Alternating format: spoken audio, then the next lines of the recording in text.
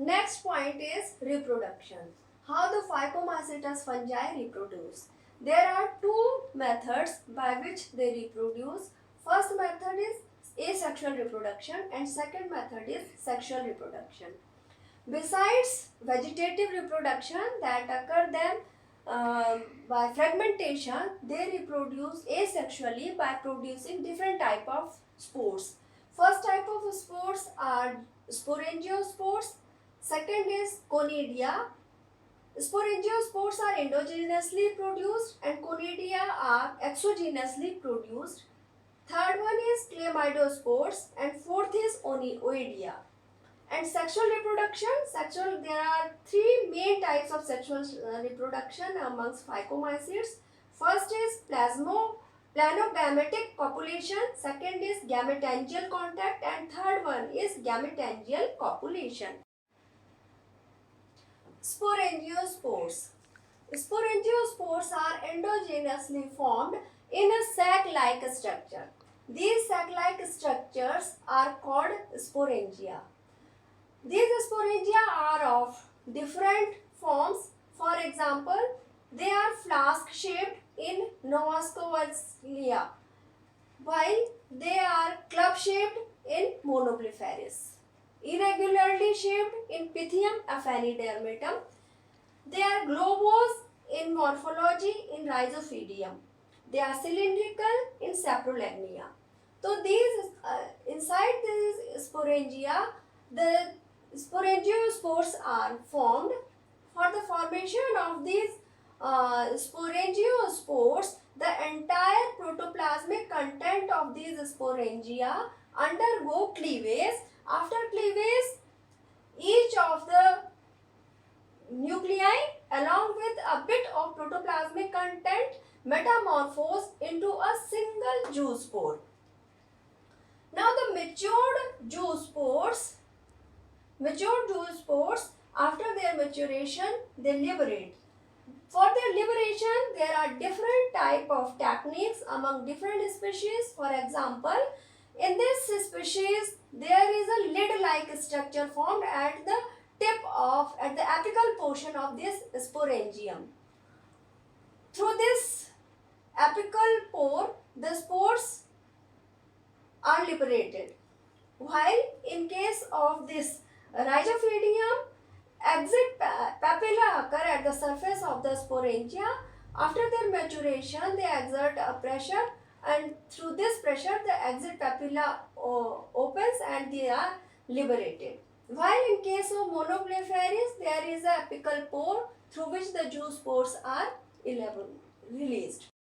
In terrestrial species, the sporangiospores are liberated by the rupture of the sporangial wall. Now, the sporangiospores that are released are of two types: motile sporangiospores and non-motile sporangiospores. The motile sporangiospores are called as zoospores and non-motile sporangiospores are called as aplanospores. Zoospores are produced by the aquatic species and aplanospores are produced by land species. This is the example of aplanospore producing species, that is mucor. Here this is sporangia that produces aplanospores, that is non-motile sporangiospores. These sporangia are attached to the sporangiophores, and this is example of zoospore producing species, that is Saprolagnia. This is aquatic species and this is terrestrial species. Now again there are two conditions. There are holocarpic species and eucarpic species. Holocarpic species are such species in which the entire thallus is converted into the sporangia, while in case of eucarpic species, only a part of the mycelium is converted into the sporangia and remaining portion of the mycelium functions as vegetative structure. In eucarpic species, the sporangia are born at the tip of the sporangiophores. These sporangiophores are either branch branched or unbranched. Examples of holocarpic species are Plasmodiophora, Syncytium and Olpidium, while the example of eucarpic species are Rhizopus and Allomyces. Zoospores. The different type of zoospores are produced by the different members of Phycomycetes. For example, in Chytridiomycetes, the Chytridiomycetes are simplest and primitive type of Phycomycetes fungi. They produce the zoospores that are singly flagellated. The flagellum remain attached to the posterior end of the zoospores, and the type of flagellum is whiplash type.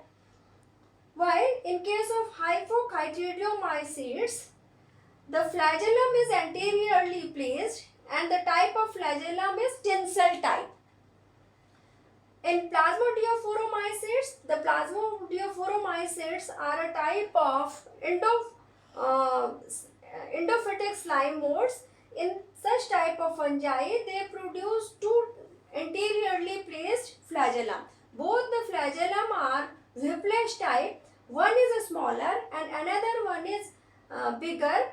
The smaller flagellum has a blunt end, while the larger flagellum has pointed end.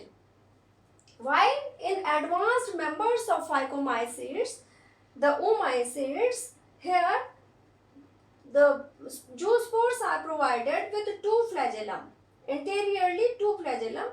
One is tinsel type and another one is whiplash type.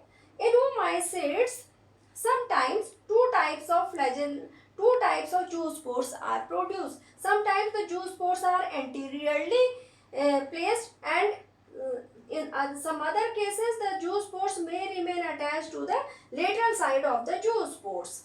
So this is the condition how the zoospores are produced in different groups of Phycomycetes fungi. Now in zoospores, the two different type of flagellum are present. One is called as whiplash flagellum and another one is called as tinsel flagellum. Now what is the difference between these flagellum? Whiplash flagellum are the flagellum in which there is no hair-like appendages. They are smooth in their outline. While in case of tinsel flagellum, there are a number of hair-like appendages are attached at the sides of these flagellum. So this is the whiplash flagellum and this is tinsel flagellum. Now there is another phenomenon that is called as diplanetism. Diplanetism is found in Oomycetes fungi, mainly in the members of Saprolagnias. In Saprolagnia, it is responsible to form two type of zoospores. One is pear-shaped zoospore and another one is reniform zoospore. In pear-shaped zoospores, both the type of flagella are anteriorly placed. One type of flagellum is tinsel type, another one is whiplash type. While in case of reniform zoospores, the flagella are laterally placed. One is directed towards the anterior side. This is tinsel flagellum, and the flagellum that is directed posteriorly, it is called whiplash type of flagellum. So the phenomena in which a single individual forms two type of zoospores in its life cycle is called as diplanetism. So diplanetism is a phenomena of having two type of zoospores in a life cycle of a single individual. This diplanetism is recorded in Saprolagnia.